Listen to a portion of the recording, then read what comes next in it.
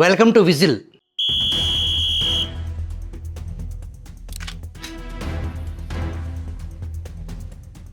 ప్రస్తుతం రాష్ట్రంలో కులాలు, మతాలు, రిజర్వేషన్లు, అట్రాసిటీ బిల్లులు తీవ్రమైన చర్చ జరుగుతుంది. ఈరోజు ప్రధాన వార్తాపత్రిక ఈనాడు దినపత్రిక బీసీ బిల్లు ముసాయిదా అట్రాసిటీ దానికి సంబంధించి ప్రధాన వార్తగా ప్రచురించింది.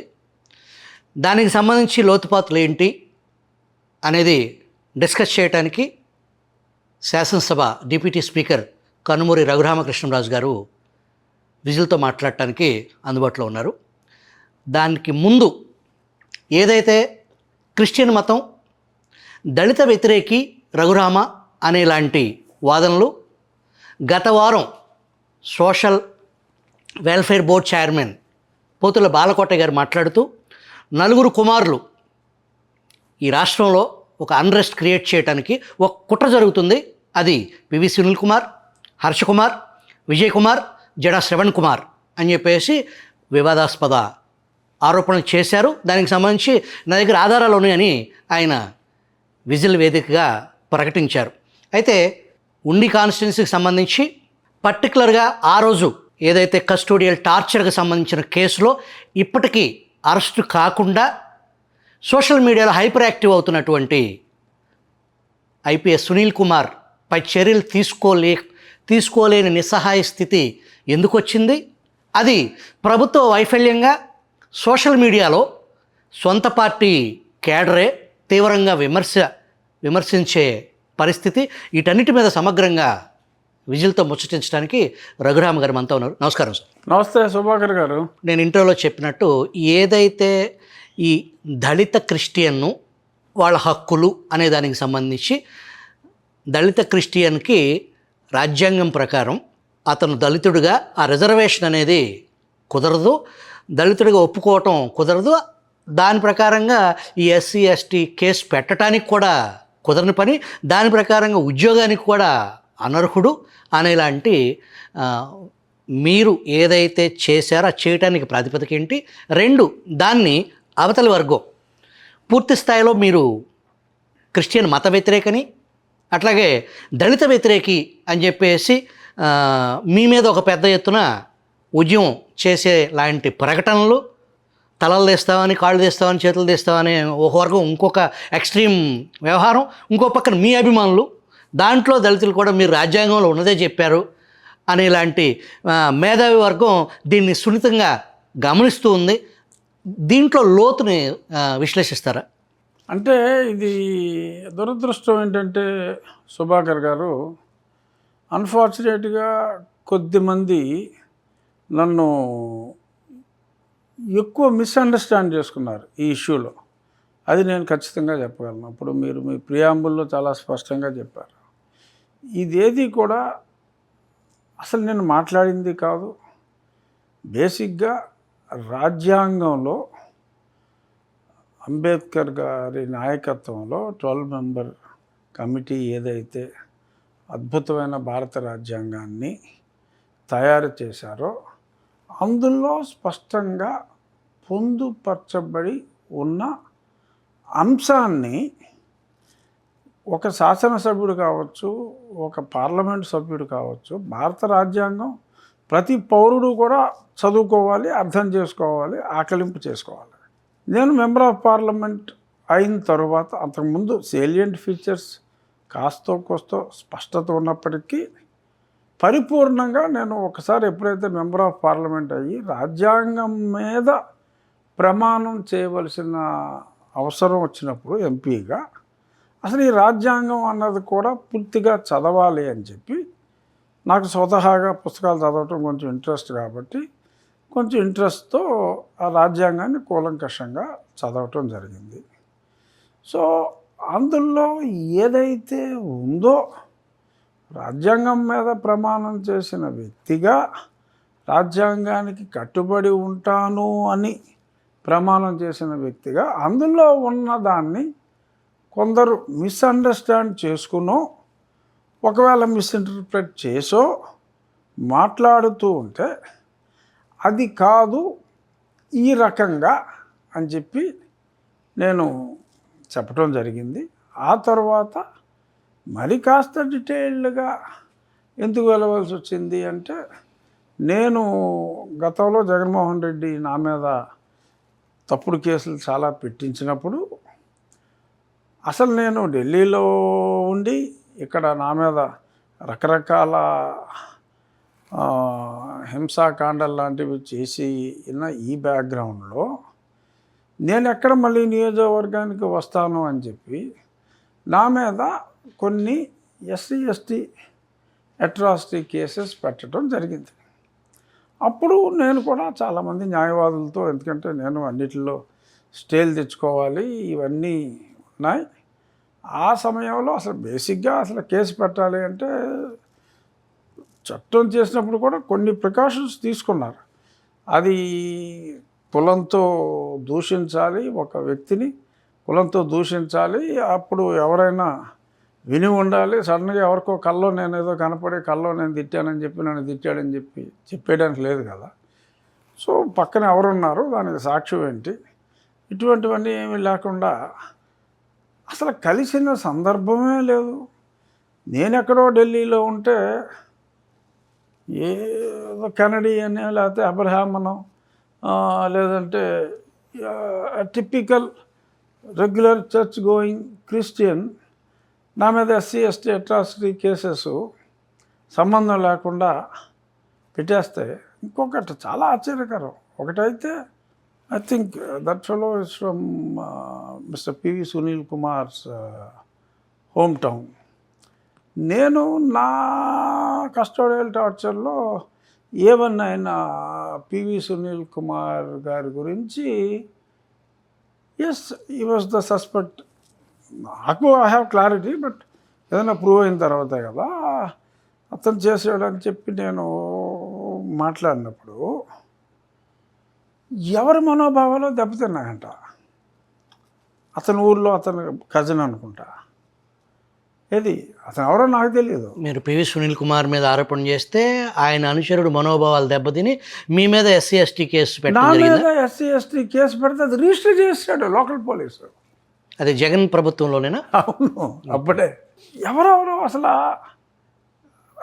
దానికి వేరే కేసు ఏదన్నా అంటే అదొక రకం, ఎస్సీ ఎస్టీ కేసు పెడతావేంటి అన్న దగ్గర ఎస్ అసలు అర్హత ఒకటి, కంటెంట్, ఇంకొకటి whether is the person really eligible, చట్టబద్ధత ఏంటి అసలు? ఆ చట్టబద్ధత అన్న దాని మీద ఈ డిస్కషన్స్ అన్నీ రావడం జరిగింది, వాటిని మెన్షన్ చేయడం జరిగింది. నేను నా చిన్నప్పుడు నేను ఫస్ట్ స్కూల్లో జాయిన్ అయిందే Vijayawada Nirmala కాన్వెంట్లో.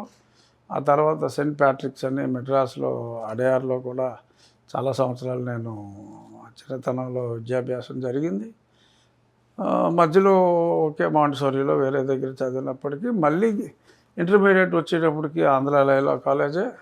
And my grand father Shirish Raju గారు is the biggest donor for Nirmala convent, Atkinson, Laila college, Maris Stella, అన్నిటికీ ఆయన మేజర్ డోనరు. ఆయన ఎప్పుడు ఎంతమందికి సీట్లు చెప్పినా కూడా ఇమ్మీడియట్గా అక్కడ సీట్లు ఇచ్చేవారు, ఈ బీయింగ్ ద మేజర్ డోనర్.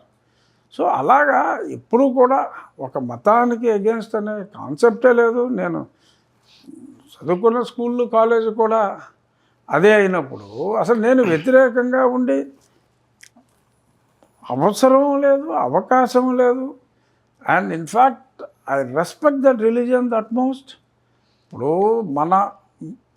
మను సిద్ధాంతాన్ని చాలామంది తప్పు పడతారండి. ఎందుకంటే ఈ మను ధర్మం ప్రకారం ఈ కులాలు వచ్చినాయి, అనవసరంగా ఈ కులాలు వచ్చినాయి, హిందూ మతంలో ఈ కులాల వల్లనే వర్ణ వ్యవస్థ, ఎంతో కొంత వర్ణ వ్యవస్థ వలన ఇబ్బందులని మాట్లాడతారు. అంటే నేను దాన్ని మంచి చెడులోకి నేను వెళ్ళాల, ఎందుకంటే ఆ స్థాయి నాది కాదు. చాలా అర్థం చేసుకోవాల్సిన అవసరం ఉంది, నేను దాని జోలికి వెళ్ళను. బట్ కుల వ్యవస్థ అనేది లేని ఒక గొప్ప మతం Christianity. There is no caste system in Christianity. So అటువంటి గొప్ప మతంలో మళ్ళీ ఈ కులాలని చొప్పించి మరి ఎవరైతే ఈ మతంలో ఒక రకమైన వివక్ష ఉంది, సో కాబట్టి రిలీజియన్ మార్చుకున్నారో అదే వివక్షని ఆ మతంలోకి అంటే కుల వ్యవస్థని, వివక్ష కాదు, ఆ కుల వ్యవస్థని ఆ మతంలోకి చొప్పించాలి అనే ప్రయత్నం సమంజసం కాదేమో అని చెప్పి అది నా మనసులో మాట. అది కూడా నేనేమి, రాజ్యాంగం ఏం చెప్తుంది రాజుగారు? రాజ్యాంగంలో చాలా స్పష్టంగా ఎవరైనా మతం మారినప్పుడు బీసీసీ కింద వస్తారు. If they convert to other than Hindu, Sikhism and Buddhism, ఇది కాకుండా క్రిస్టియానిటీలోకి వెళ్తే బీసీసీ, ఐ థింక్ ఇస్లాంకి వెళ్తే I think BCD or something, ఆ కేటగిరీలోకి వస్తారు. దానికి there is small percentage of reservation, only to that extent they would be eligible అని చాలా స్పష్టంగా రాజ్యాంగంలో ఉంది. సో అది నేనేమన్నా దాన్ని మార్చడానికి, కొన్ని రాష్ట్రాల్లో ఇన్ఫ్యాక్ట్ ఈవెన్ ఆంధ్రప్రదేశ్లో కూడా అది కాన్స్టిట్యూషన్ మార్చడానికి రాష్ట్ర అసెంబ్లీలకి హక్కు లేదు, కానీ పార్లమెంట్లో మార్చాలి. విభజిత ఆంధ్రప్రదేశ్ తొలి ముఖ్యమంత్రిగా చంద్రబాబు గారు, ఆ తర్వాత ముఖ్యమైనటువంటి జగన్మోహన్ రెడ్డి గారు 2 సార్లు ఆంధ్రప్రదేశ్ అసెంబ్లీలో, ప్రస్తుత ఆంధ్రప్రదేశ్ అసెంబ్లీలో ఒక ఏకగ్రీవ తీర్మానం చేసి కేంద్ర ప్రభుత్వానికి పంపించారు. అట్లాగే తమిళనాడు. సో ఇప్పుడు అక్కడ దాన్ని సవరణ చెయ్యాలి అంటే, రాజ్యాంగంలో మేజర్ చేంజ్ చేయాలి అంటే దానికి more than 51% of the states ఒప్పుకోవాలి, 75%, 3/4 మెజారిటీ ఇన్ బోత్ ద హౌసెస్తోనే అది సాధ్యపడుతుంది సవరణ. అక్కడ మార్చాలి. సో రాజ్యాంగంలో మార్చారనుకోండి, ఎవరో దాని గురించి మాట్లాడటానికే లేదు. డాక్టర్ బిఆర్ అంబేద్కర్ గారు ఈ రాజ్యాంగం ప్రక్రియలో చాలా ప్రధాన భూమిక పోషించిన దశలో ఆయన కాలంలోనే, ఆయన సమయంలో, ఆయన చేతుల మీదుగా ఎవరైతే హిందువుగా ఉండి మతం మారుతారో ఈ హిందూ కులాల ద్వారా వచ్చిన రిజర్వేషను అది దఖలు పడదు, అక్కడితో దానికి మతం మారితే రిజర్వేషన్ కోల్పోతారు అనేది సుస్పష్టంగా. అవును, అది కూడా ఒరిజినల్లీ రికమెండెడ్ ఫర్ 10 years ఆ రిజర్వేషన్స్ అన్నది కూడా. తర్వాత పునరాలోచించుకోవాలన్నారు. సో పునరాలోచించుకునే ప్రయోజనం ఉంది కాబట్టి పునరాలోచించుకుంటూ ఉన్నారు. There is nothing wrong. రాజ్యాంగాన్ని మార్చే హక్కు కూడా ఉంది. ప్రజల కొరకు ప్రజల చేత ఎన్నుకోబడిన ప్రభుత్వం దాన్ని మార్చుకోవాలి అంటే దాన్ని ఇందాక చెప్పుకున్నట్టు ఒక రాష్ట్రం 2 రాష్ట్రాల్లో ఒక ముఖ్యమంత్రి 2 ముఖ్యమంత్రుల్లో కాదు, ఓవరాల్గా. సో బేసిక్గా they have to move away from what వాళ్ళు చెప్పిన దాంట్లో అంబేద్కర్ గారి ఆలోచనలకు పూర్తి భిన్నంగా మార్చుకోవచ్చు. సో కాలమాన పరిస్థితులు బట్టి మార్చుకోవచ్చు. డెఫినెట్గా ప్రభుత్వానికి, కేంద్ర ప్రభుత్వానికి ఆ హక్కు ఉంది. సో వాళ్ళు మార్చుకోవచ్చు. నేననేది ఆ రాజ్యాంగంలో ఉన్నంతసేపు అది మార్చాలి అని పోరాటం ఒకవైపు, అది సమంజసం. మార్చకుండానే అమలు చేయాలి రాజ్యాంగ స్ఫూర్తికి విరుద్ధంగా, అంటే రాజ్యాంగానికి కట్టుబడి ఉంటాను అని ఒక పక్క ప్రమాణం చేసి తూనాబొడ్డు అని దానికి వ్యతిరేకంగా వెళ్ళగలరా? వెళ్ళాలి అంటే రాజ్యాంగాన్ని సవరణ చేసుకోవాలి. మరి రాజకీయ పార్టీలు, అధికారం, ఈ గేము, ఈ కులాలు, ఈ వ్యవహారంలో తెరనకమాలు మాట్లాడినా మళ్ళీ తర్వాత it will B subjected to maybe supreme court also might intervene. ఎందుకంటే ఇప్పుడు కొన్ని రాష్ట్రాలు నేను 60% రిజర్వేషన్లు ఇస్తాను బీసీలకి అని అన్నారు. మన తెలంగాణలో అంత మునుపు ఇంకొన్ని రాష్ట్రాల్లో ఉంది. Supreme court disagreed. ఎందుకు అంటే అది రాజ్యాంగ స్ఫూర్తికి విరుద్ధం అనే ఒక భావనలో కాదన్నారు. సో రాజ్యాంగాన్ని మార్చే అధికారం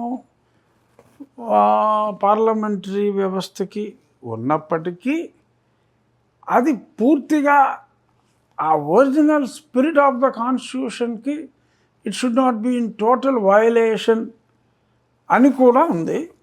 సో అది ఎలా ఇంటర్ప్రిట్ చేస్తారు అనేది నా వరకు నేను రాజ్యాంగాన్ని గౌరవిద్దాం అనే మాట్లాడాను తప్ప ఇప్పుడు ఆ రిజర్వేషన్ పెంచినందువల్ల అందులో క్రిస్టియానిటీలోకి కులాన్ని ప్రవేశపెట్టినందువల్ల in what way I'm affected? I'm least affected. I can't say I'm least bothered. ఎందుకంటే రాజ్యాంగంలో రాజ్యాంగ పదవిలో ఉన్న వ్యక్తిగా అటువంటి మాటలు మాట్లాడకూడదు. బట్ రాజ్యాంగాన్ని గౌరవించవలసిన బాధ్యత ఉంది కాబట్టి వ్యతిరేకంగా ఎవరైనా మాట్లాడితే అది వ్యతిరేకము అని చెప్పవలసిన బాధ్యత సటన్లీ నా మీద ఉంది. మీరు మాట్లాడేది రాజ్యాంగానికి వ్యతిరేకం అని చెప్పవలసిన బాధ్యత అయితే నా మీద ఉంది. సో ఆ బాధ్యత ప్రకారం నేను చెప్తున్నాను తప్ప నేను క్రిస్టియన్ మతానికి ఎట్టి పరిస్థితుల్లోనూ వ్యతిరేకం కాదు. నేను ఎంతో గౌరవించే మతం క్రిస్టియానిటీ, అందులో ఎటువంటి సందేహం లేదు.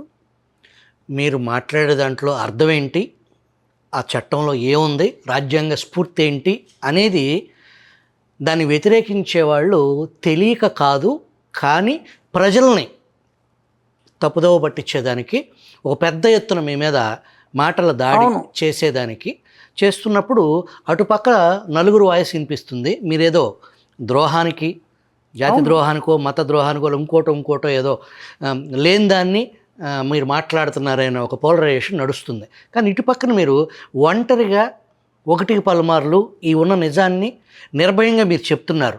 మరి మీరున్న పార్టీ కానీ మేధావులు కానీ సొసైటీలో ఎవరైతే యాక్టివిస్టులుగా ఉన్నవాళ్ళు మీరు చెప్పేది ఇది నిజమే, ఇది రాజ్యాంగంలో ఉన్నదే చెప్తున్నారనే నైతిక మద్దతు మీకు అంతలాగా దక్కకపోవటాన్ని ఎలా చూడాలి?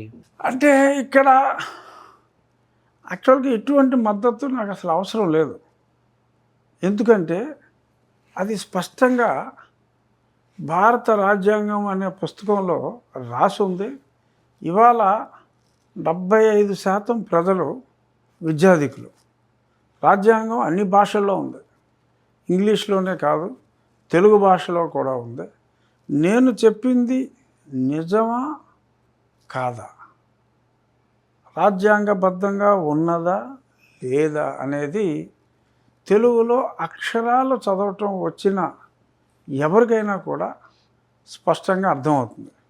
సంచేత 75% ఎడ్యుకేటెడ్ ఉన్న ఈ ప్రస్తుత సమాజంలో ఏదో ఒక పార్టీ మద్దతు ఇవ్వలేదనో, ఇంకెవరో ఒక వ్యక్తి మద్దతు ఇవ్వలేదనో బాధపడటం అనవసరమేమో అని నేను అనుకుంటున్నాను. ఎందుకంటే అందరూ చదువుకుంటారు కదా. సో మాట్లాడలేకపోవచ్చు కొందరు, బట్ నేను రాజ్యాంగబద్ధ పదవిలో ఉన్నాను కాబట్టి, రాజ్యాంగాన్ని గౌరవించవలసిన బాధ్యత ఉంది కాబట్టి నేను దీనికి వ్యతిరేకంగా ఎవరైనా మాట్లాడినప్పుడు ఉన్నది ఇది అని చెప్తున్నా. అంతకుమించి నేను ఎటువంటి కాంట్రవర్సీకి కూడా వెళ్ళటం లేదు.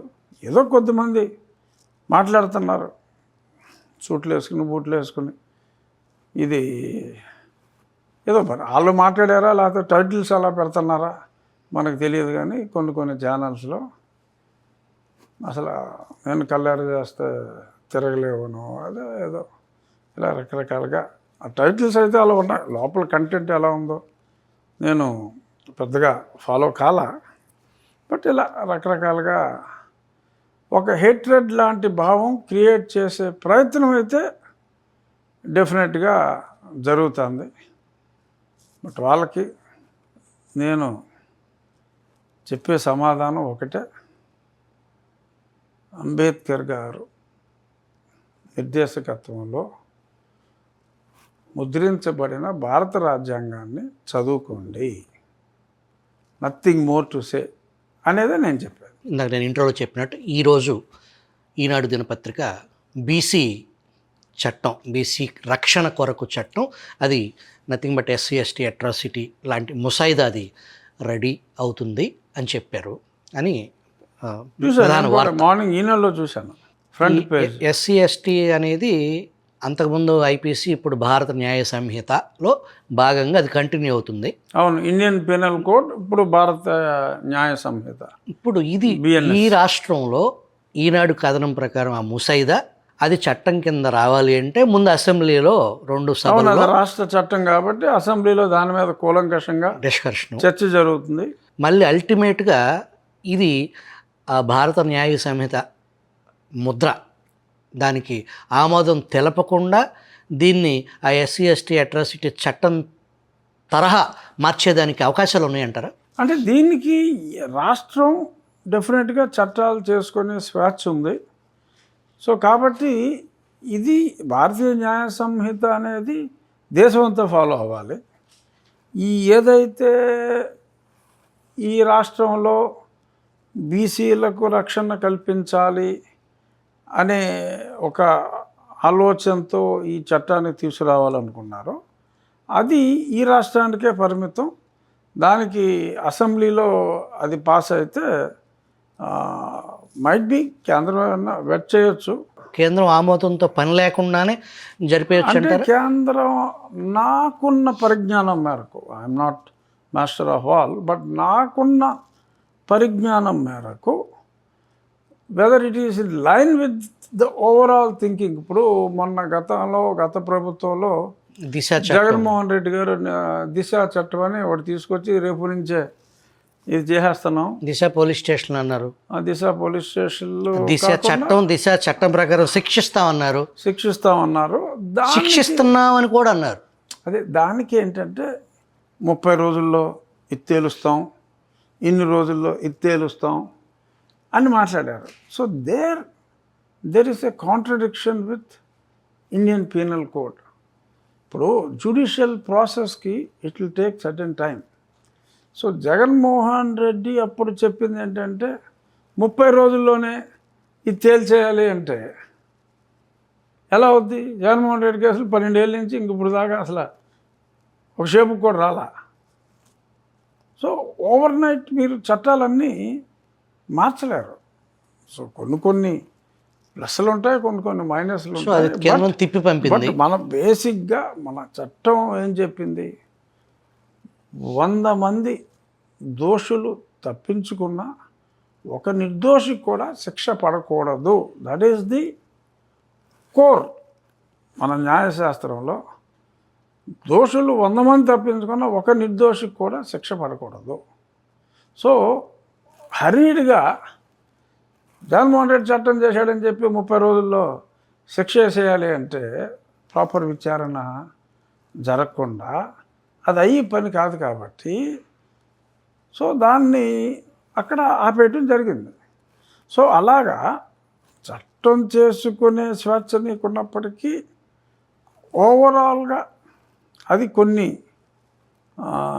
న్యాయ సూత్రాలకి, ప్రివైలింగ్ న్యాయ సూత్రాలకి అనుగుణంగా ఇది ఉండాలి. సో కాబట్టి దాని మీద కూలంకషంగా చర్చ జరిగి డెఫినెట్గా బీసీలకి అన్యాయం జరుగుతుంది, లేకపోతే అట్రాసిటీస్ వారి మీద చాలా ఎక్కువగా ఉన్నాయి, ఎవరన్నా బీసీలని కులంతో దూషిస్తే.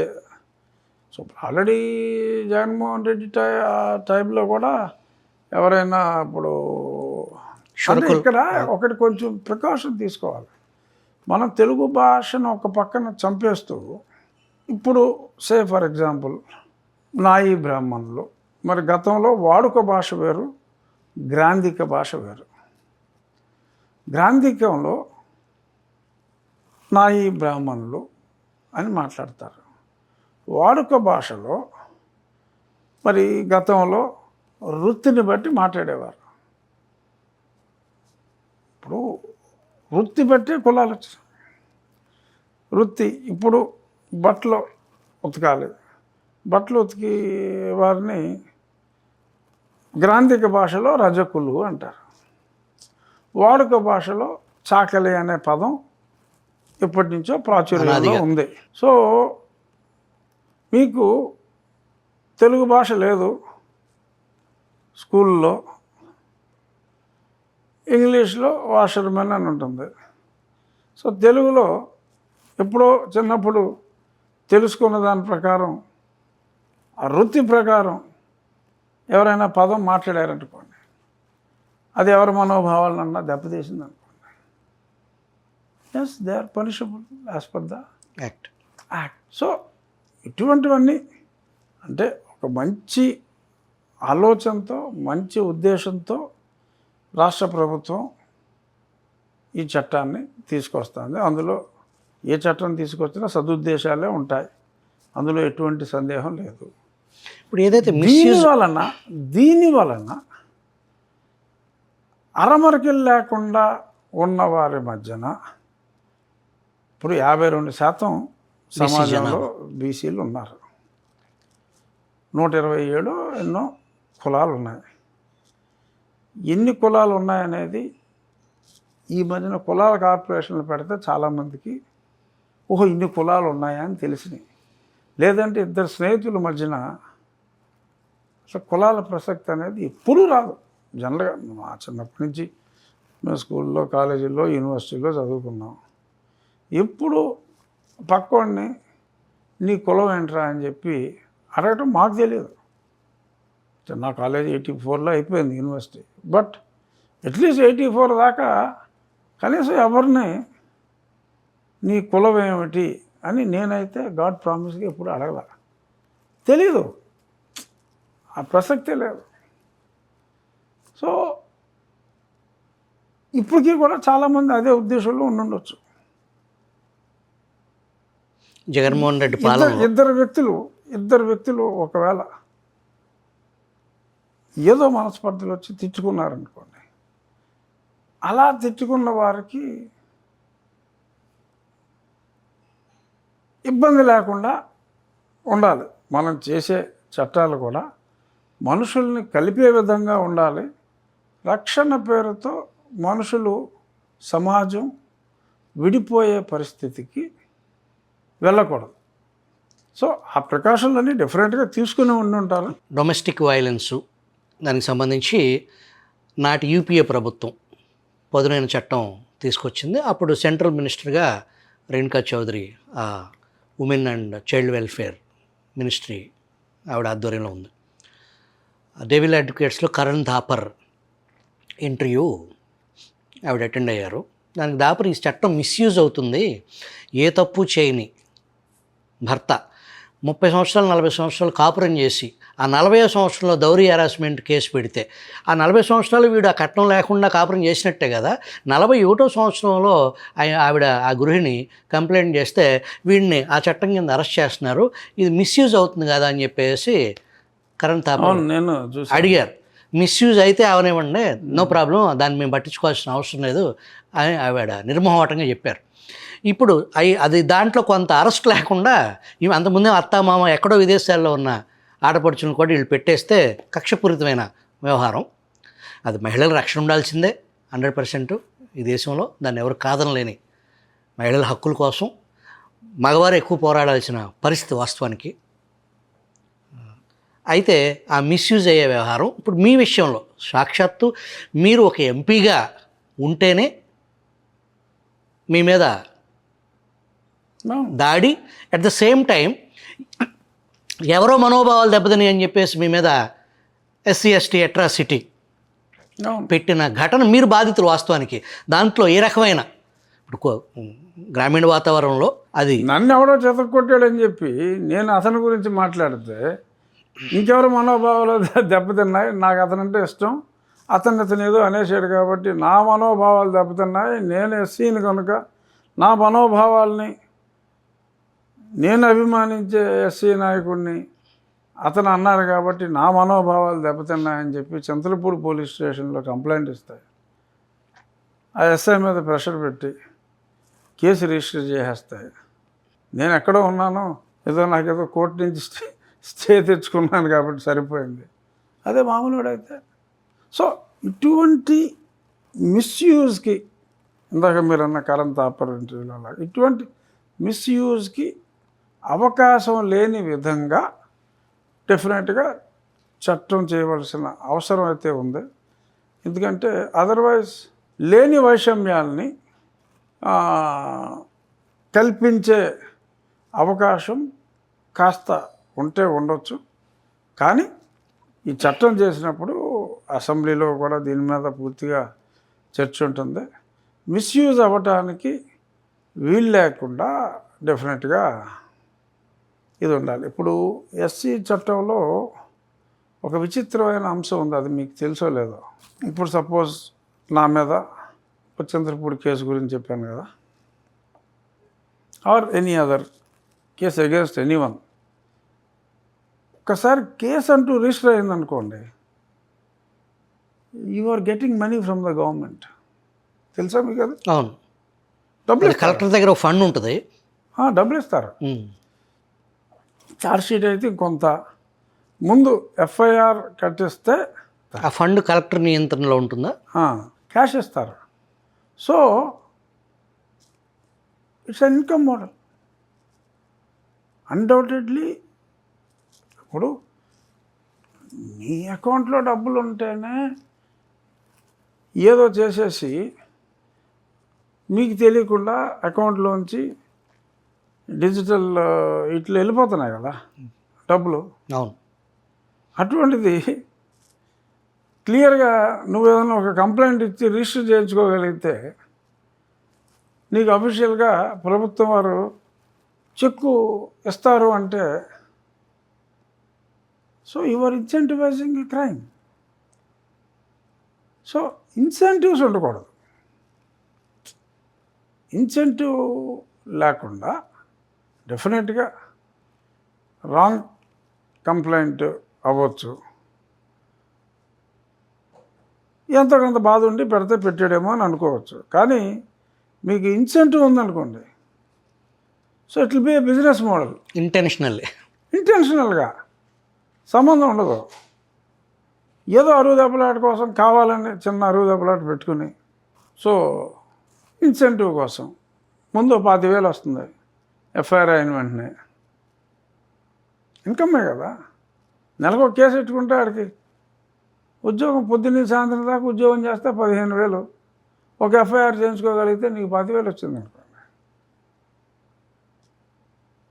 ఎడ్యుకేటెడ్ జీనియస్ ఎవడైనా అదే ప్రిఫర్ చేస్తాడు కదా. Such easy way. So you are incentivising someone to do that should not be there. ఈ చట్టంలో అయినా రేపు ఆ చట్టంలో అయినా ఇన్సెంటివ్ ఇవ్వటం అనేది సో అది కరెక్ట్ కాదు. ఇది రఘురామకృష్ణంరాజు గారు విజిల్ ప్రేక్షకులకి సూటిగా సుస్పష్టంగా, క్రిస్టియన్ మతం అంటే నాకు గౌరవం, నేను నా బాల్యం పాఠశాల ఉన్నత విద్య కూడా కళాశాల కూడా క్రిస్టియన్ కళాశాలలోనే విద్యాబుద్ధులు నేర్చుకున్నాను. రాజ్యాంగంలో ఉన్న అంశాన్ని నిర్భయంగా సుస్పష్టంగా ప్రజలకు తెలియజేస్తున్నా తప్ప దాంట్లో ఎటువంటి దురుద్దేశాలు లేవు అని స్పష్టం చేస్తూ, ఇప్పుడు ఏదైతే రాష్ట్ర ప్రభుత్వం బీసీ ముసాయిదా అది బిల్లు రూపేణ చట్టం అవ్వబోయే ముందు అసెంబ్లీలో ఇటు మండలిలోనూ శాసనసభలోనూ సుదీర్ఘమైన చర్చ జరిగి దానిలో ఉన్న లోపాలు ఏదన్నా ఉంటే ఆ లోపాలను సవరించి దాన్ని ప్రజా ప్రయోజనకరమైన చట్టంగా, అది ఆరోగ్యకరమైన సమాజాన్ని కాంక్షించే స్వాప్నికుడుగా, దానికి వ్యక్తిగతంగా డిప్యూటీ స్పీకర్గా ఒక రాజకీయ నాయకులుగా నా మద్దతు ఉంటుంది. అయితే అది మిస్యూజ్ అవ్వకూడదు అనేది డిప్యూటీ స్పీకర్ గారి భావన. థ్యాంక్ యూ వెరీ మచ్ అండి. థ్యాంక్ యూ సుభాకర్ గారు.